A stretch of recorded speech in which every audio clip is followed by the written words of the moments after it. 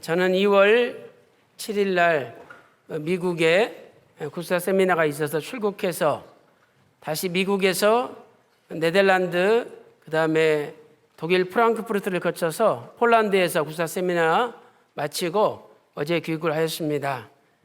계산해 보니까 한국에서 미국 가서 미국에서 유럽으로 갔다가 다시 유럽에서 한국 왔으니까 정확하게 지구를 한 바퀴 도는 거예요. 그래서 하나님의 은혜고 우리 성도님들의 기도에 감사드립니다. LA에 윤성현 목사님, 또 시무하시는 우리 지교회가 있고, 또 박희창 목사님 시무하시는 지교회가 있는데 양쪽 교회 다 들렸는데 젊은 목사님들이 얼마나 열심히 하시는지 과거보다 두 교회가 훨씬 더 부흥이 됐어요. 그래서 너무너무 감사하고, 또 윤성현 목사님 교회에서 구사 세미나 하는데 우리 윤 목사님께서 LA에 3군데 구속사 아카데미를 열어서 매주 성경공부를 가르치는데 거기에 참석한 목사님들 또 성도님들이 많이 오셨어요.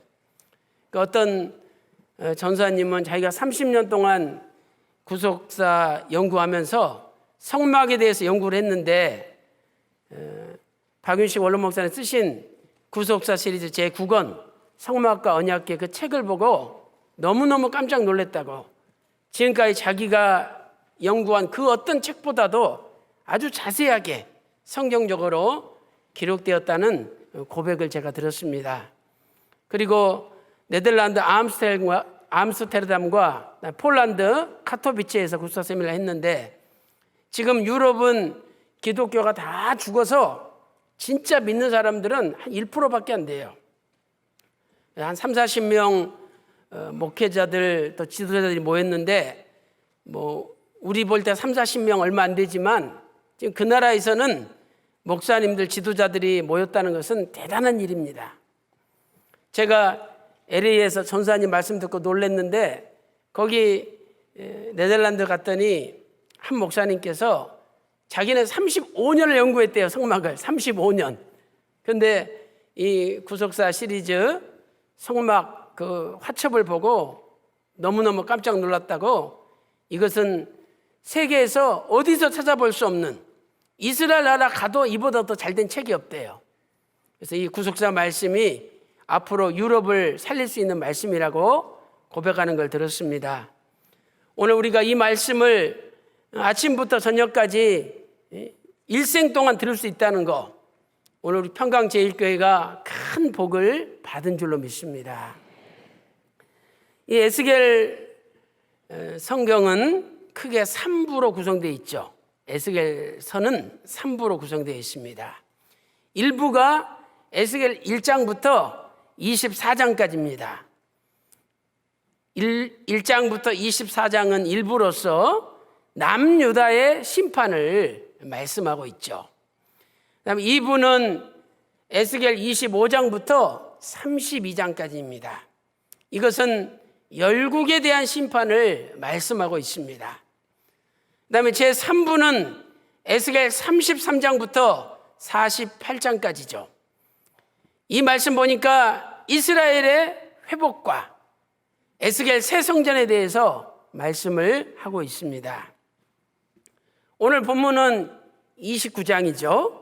그러므로 29장은 에스겔서 전체의 제2부에 해당됩니다. 2부는 열국의 심판인데, 그 심판 가운데 애굽의 심판에 대해서 말씀하시면서 오늘 본문 말씀을 하신 겁니다. 사람들은 누구나 수고하면서 인생을 살아갑니다. 수고 안 하는 사람이 없죠. 수고가 무엇입니까? 일을 한다는 거죠. 일을 하는데 애를 쓰고 힘을 쓰고 열심히 하는 겁니다. 우리가 사는 세상은 수고하지 않으면 살 수 없는 세상입니다. 그런데 이렇게 열심히 수고하지만 열매가 없는 삶을 사는 분들이 너무 많이 있습니다. 그래서 그 수고를 헛된 수고다, 헛된 수고라고 말씀하고 있습니다. 오늘 우리도 교회에서 열심히 수고합니다. 그런데 그 수고가 헛된 수고라면 얼마나 허탈하고 남는 것이 없겠습니까? 결국은 시간 낭비, 돈 낭비, 힘을 낭비한 것밖에 되지 않는 거죠. 에스겔 24장 12절 말씀 보세요. 에스겔 24장 12절 말씀 보니까 이 성읍이 수고하나 스스로 곤비하니, 예루살렘 성읍이 열심히 일하지만 남는 것은 피곤하고 열매도 없고 허탈하다는 거죠. 우리는 인생에서 수고할 때 열매가 있어야 됩니다. 교회에서도 열심히 수고할 때 열매가 있어야 됩니다. 하나님께서 인정하시는 수고를 해야 된다는 말씀이죠. 오늘 본문 말씀 보니까 바벨론 왕 느부갓네살이 등장합니다. 이 느부갓네살 왕은 이방 왕이죠.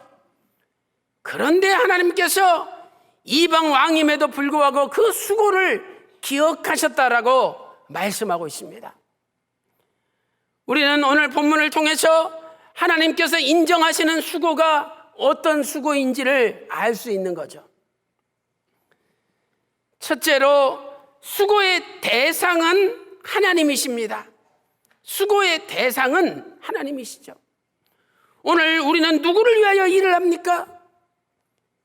내 자식들을 위해서, 내 아내와 내 남편을 위해서 일을 합니다. 그러나 궁극적으로 우리가 수고하는 이유는 하나님을 위하여 수고해야 된다는 거죠. 우리의 수고의 대상은 하나님이십니다. 에스겔 29장 20절 보세요. 에스겔 29장 20절에 그들의 수고는 나를 위한 것인즉 하나님을 위하여 바벨론 왕 느부갓네살과 그 군대들이 일을 했다는 겁니다. 첫째로, 수고를 해야 열매를 거둡니다. 일하지 않는 사람 열매 거둘 수 없죠. 수고를 해야 열매를 거둡니다. 인간이 타락한 다음에 하나님께서 인간은 수고를 해야 열매를 거둔다라고 말씀하셨습니다. 그 옛날에 여자들이 애 낳을 때 그 시어머니가 물어보잖아요. 옛날에 산부인과가 어디 있습니까? 다 집에서 애 낳죠. 그러면 애 낳을 때 너무 고통스러워서 산모들이 막 부르짖습니다. 그때 시어머니가 야야야 기둥 만져라, 기둥 붙잡아라 그래요. 그럼 집안에 있는 그 기둥을 붙잡고 애를 쓰는 거예요. 야야 어떠냐 어떠냐, 단단해요 단단해요. 기둥이 단단하다는 거죠. 야 너 아직 멀었다, 아직 멀었다. 또 한참 애를 쓰는데 어떠냐 얘 기둥이 물렁물렁해요. 인자 됐다, 나온다. 기둥이 물렁물렁해지면 애가 나온다는 거예요. 이 하나님의 법칙이에요.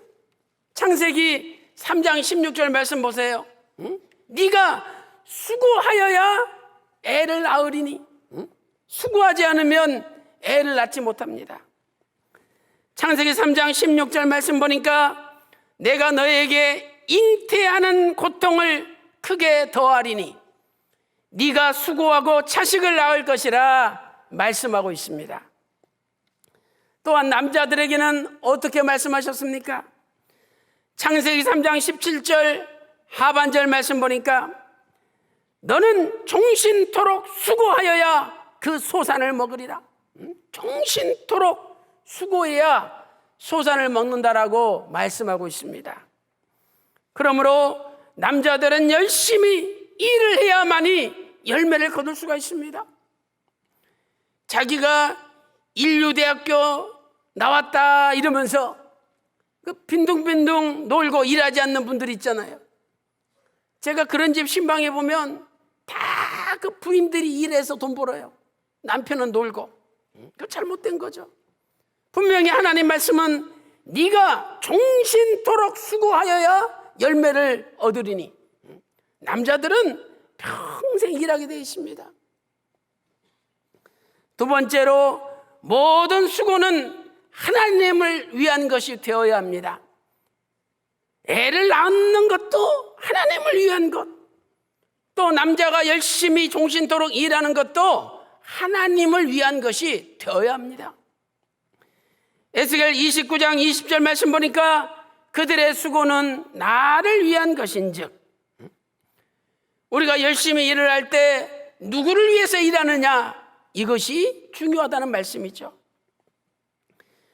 하나님을 위한 수고가 아니라 자기를 위한 수고, 자기 가족을 위한 수고라면 그것은 결국 헛된 것이라고 성경은 말씀하고 있습니다. 고린도전서 10장 31절 말씀 보세요. 먹든지 마시든지 무엇을 하든지 하나님의 영광을 위하여 하라. 무엇을 하든지 일하는 거죠. 하나님의 영광을 위하여 일을 해야 되는 겁니다. 고린도전서 15장 58절 말씀 보니까 항상 주의 일에 더욱 힘쓰는 자들이 되라. 항상 주의 일에 더욱 힘쓰는 자들이 되라. 이는 너희 수고가 주 안에서 헛되지 않은 줄을 알미니라. 우리의 수고가 주 안에서 수고를 할 때 헛되지 않습니다. 그러나 주 바깥에서의 수고는 반드시 헛된 수고가 되고야 만다라고 성경은 말씀하고 있습니다. 사도 바울의 수고는 결코 헛되지 않았습니다. 시편 127편 1절 말씀 보세요. 여호와께서 집을 세워주지 아니하시면 세우는 사람의 수고가 헛되도다. 하나님이 세운 집이 헛되지 않대요. 사도 바울은 하나님을 의지하여 선교했기 때문에 그 수고가 헛되지 않았습니다. 빌립보서 2장 16절 말씀 보세요. 빌립보서 2장 16절에 내가 생명의 말씀을 밝혀 나의 다름질도 헛되지 아니하고 수고도 헛되지 않게 하려 함이니라. 사도 바울의 다름질, 사도 바울의 수고는 헛되지 않았습니다.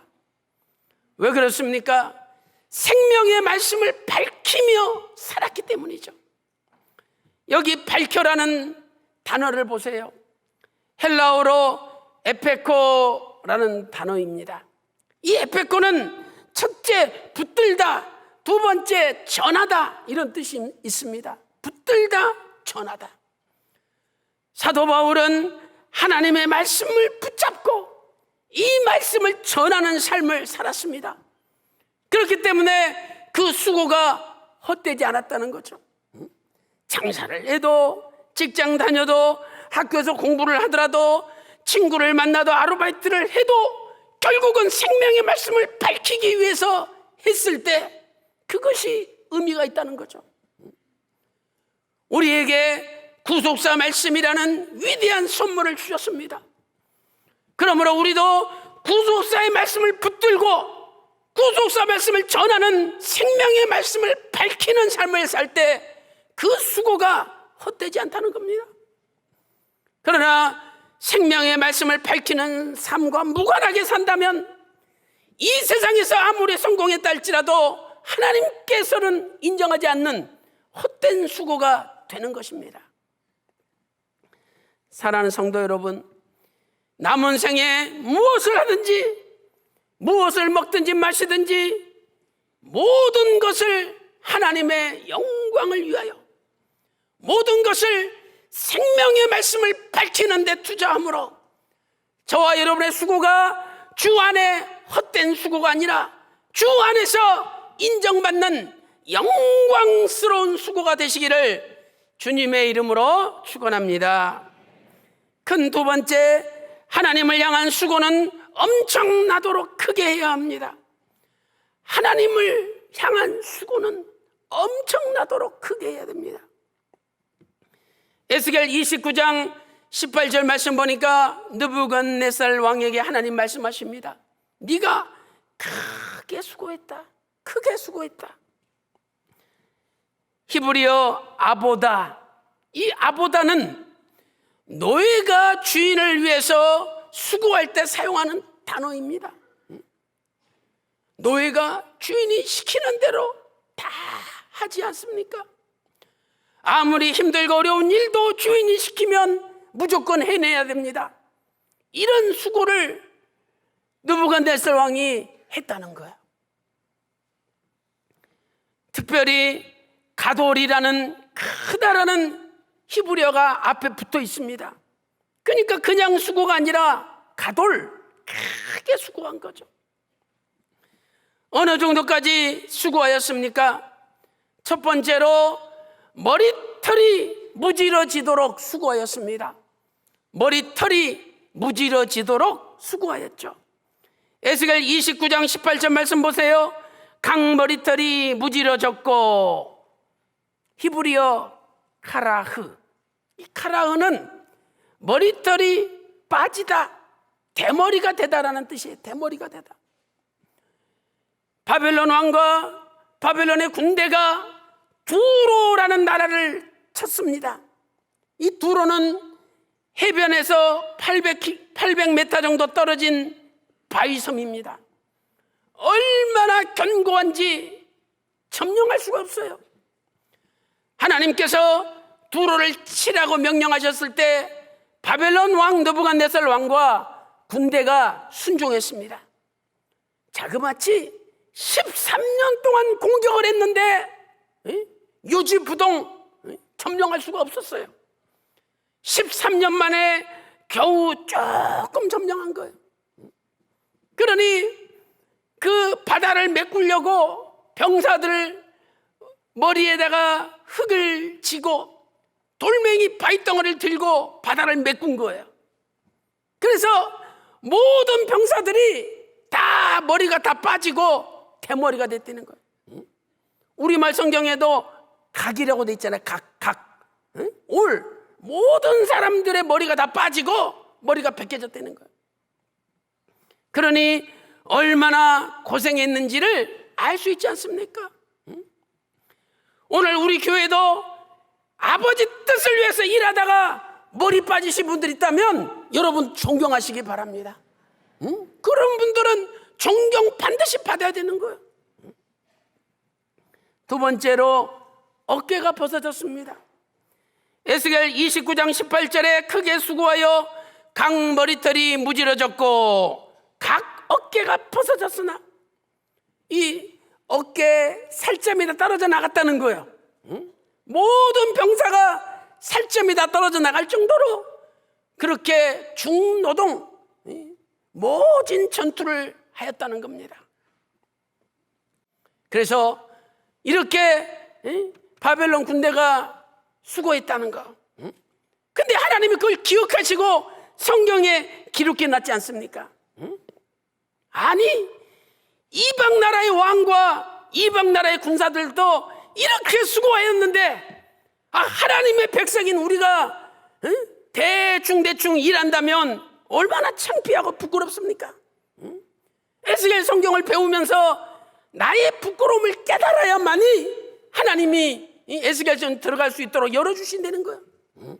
그래서 오늘 이방 왕도 하나님 명령이라고 이렇게 수고했는데 우리는 다 수고해야 되겠구나 마음에 결심하시기 바랍니다.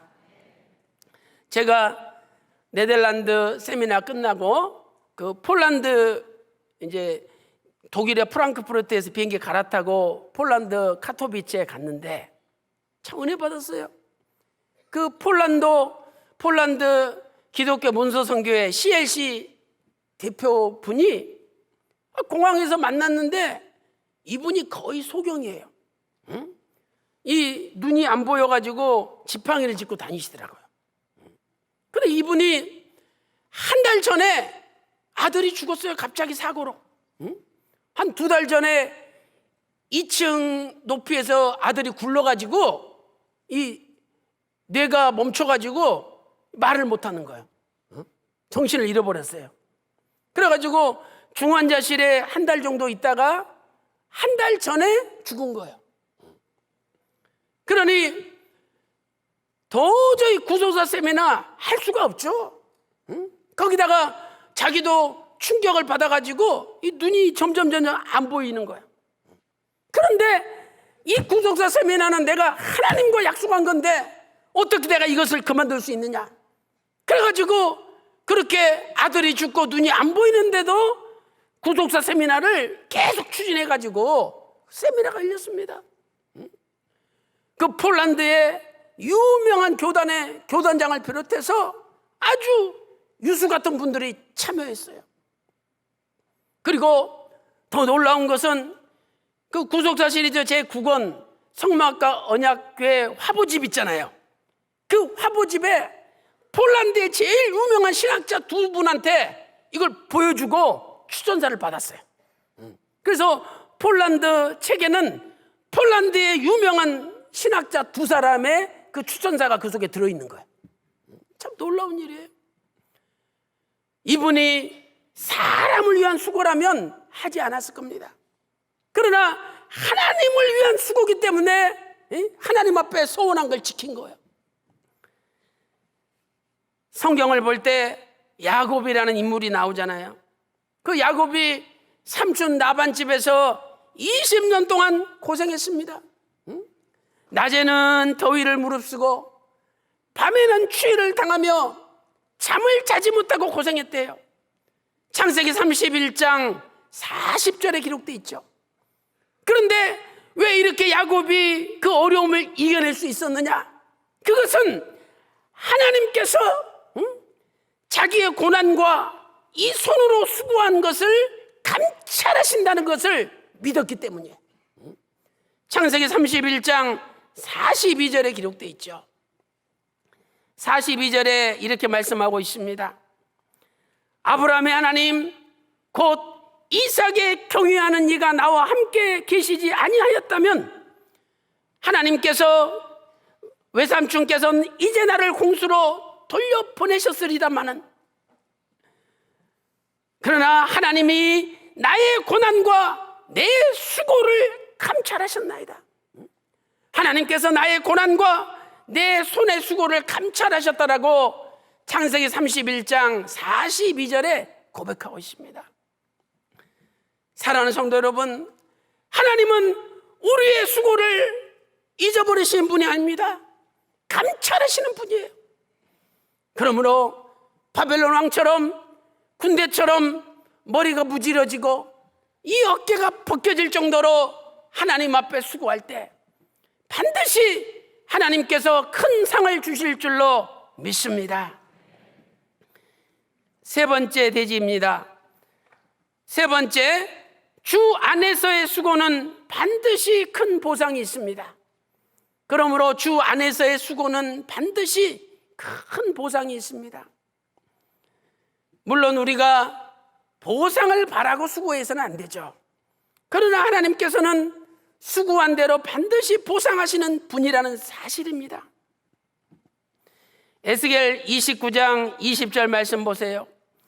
그들의 수고는 나를 위하여 함인즉 그 보수로 내가 애굽 땅을 그에게 주었노라. 하나님께서 애굽 땅을 주셨다는 거예요. 여기 보수라는 단어는 히브리어로 페울라라는 단어죠. 페울라. 그건 쉽게 말해서 월급이란 뜻이야. 월급. 응? 이 회사 다니면 아주 직살나게 일 시켜놓고 월급 주지 않는 악덕업자가 있잖아요. 그 하나님은 그런 분이 아니라는 거예요.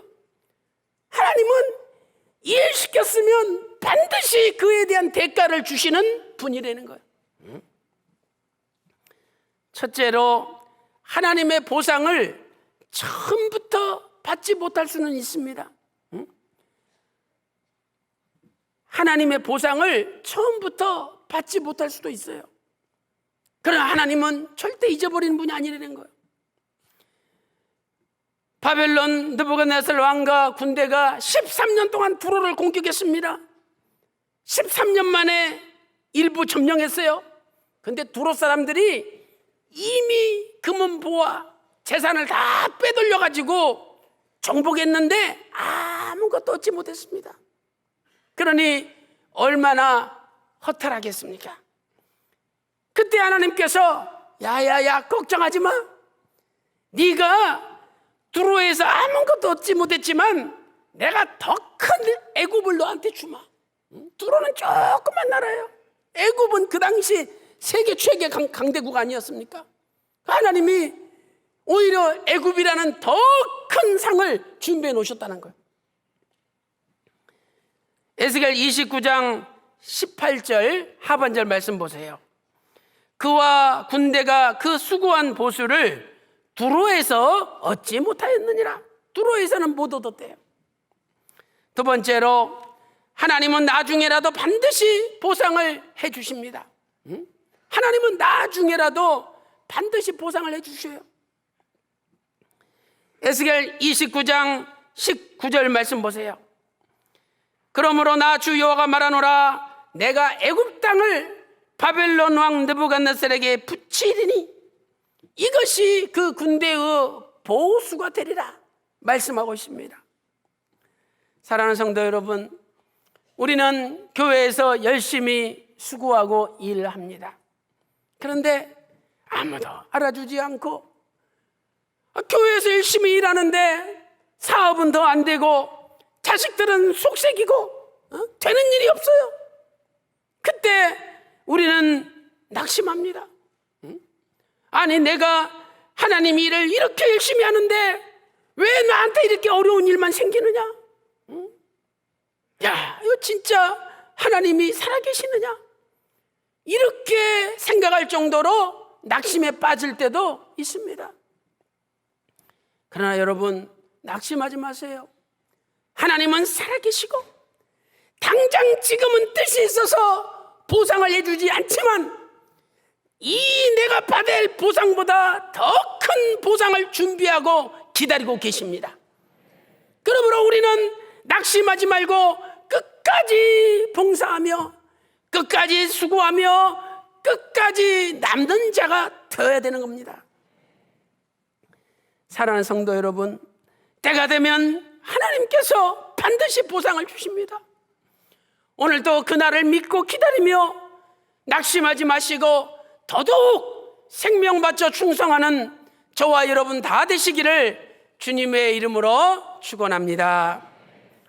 결론적으로 수고에 대한 보상은 한 뿌리 솟아남으로 성취가 됩니다. 수고에 대한 마지막 보상은요, 한 뿌리 솟아남으로 성취가 됩니다. 에스겔 29장 21절 말씀 보세요. 그날에 내가 이스라엘에게 한 뿌리 솟아나게 하고, 한 뿌리 솟아나게 하겠대요. 그날이 언제입니까? 그날은 1차적으로 바벨론이 애굽을 치는 날이죠. 또 그 한 뿔은 1차적으로 바벨론 왕 느부갓네살 왕을 가리킵니다. 그러나 이 그날과 한 뿔에는 놀라운 구속사적인 종말적 의미가 담겨 있습니다.